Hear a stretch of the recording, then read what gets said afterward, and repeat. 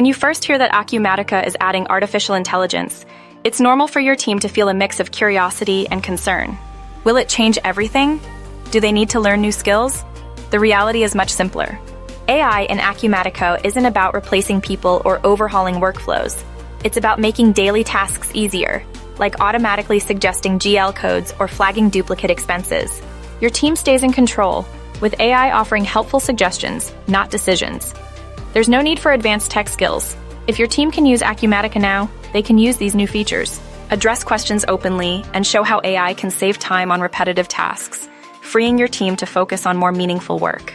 By inviting feedback and making the transition personal, you'll help everyone embrace a smarter, smoother way to work.